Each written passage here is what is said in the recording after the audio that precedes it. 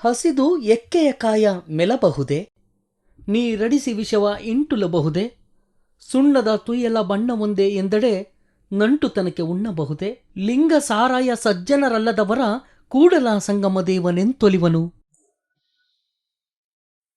ಈ ವಚನದ ಅರ್ಥ, ವ್ಯಕ್ತಿಗೆ ಬಹಳ ಹಸಿವಾಗಿದೆ, ದೇಹ ನಿತ್ರಾಣಗೊಂಡು ಕುಸಿಯುವ ಸ್ಥಿತಿಗೆ ಬಂದಿದೆ, ತಿನ್ನಲು ಏನೂ ಸಿಗುತ್ತಿಲ್ಲ.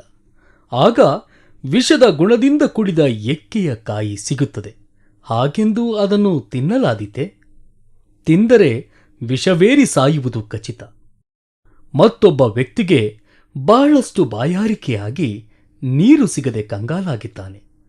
ಅಂಥ ಸನ್ನಿವೇಶದಲ್ಲಿ ವಿಷವು ಸಿಕ್ಕಿತೆಂದು ಕುಡಿದು ಬಿಡಲಾಗುವುದೇ? ಸುಣ್ಣವನ್ನು ಕಲಸಿ ಇಟ್ಟ ನೀರು ಹಾಲಿನ ಬಣ್ಣವನ್ನೇ ಹೊಂದಿರುತ್ತದೆ ಎಂದ ಮಾತ್ರಕ್ಕೆ ನಂಟರು ಬಂದಾಗ ಸುಣ್ಣದ ನೀರು ಕುಡಿಸಬಹುದೇ? ಸಾರಾಯ ಸಜ್ಜನಿಕೆ ಇಲ್ಲದವರನ್ನು ದೇವರು ಹೇಗೆ ಮೆಚ್ಚಿಕೊಳ್ಳಲು ಸಾಧ್ಯ?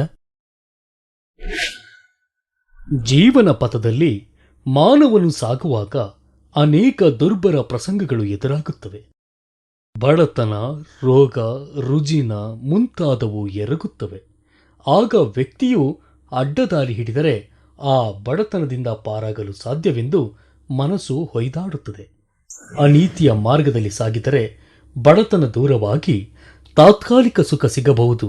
ಆದರೆ ಅಡ್ಡದಾರಿ ಹಿಡಿಯುವುದರಿಂದ ಮೇಲೇಳಲಾರದ ಪಾಪಕೂಪದಲ್ಲಿ ಬೀಳಬೇಕಾಗುವುದಷ್ಟೇ.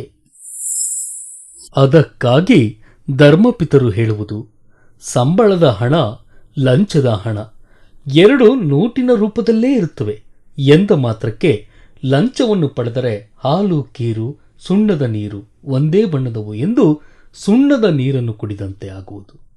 ಆದ್ದರಿಂದ ವ್ಯಕ್ತಿಯ ಜೀವನ ಮತ್ತು ಗಳಿಕೆ ಎರಡು ಸತ್ಯಶುದ್ಧವಾಗಿರಬೇಕು. ಪಾಪ ಮಾರ್ಗದಿಂದ ಹಣವನ್ನು ಗಳಿಸಿ ಅದನ್ನು ದೇವರ ಹುಂಡಿಗೆ ಹಾಕಿ ಪಾಪ ತೊಳೆದುಕೊಳ್ಳುತ್ತೇನೆ ಎಂಬ ಅಜ್ಞಾನಿಯಂತಹ ಪರಿಸ್ಥಿತಿ ಇವನದಾದಿತ್ತು. ದೇವರ ಸಾಕ್ಷಿಯಾಗಿ ಸಜ್ಜನಿಕೆ ಅಳವಡಿಸಿಕೊಳ್ಳುವುದು ಮುಖ್ಯ.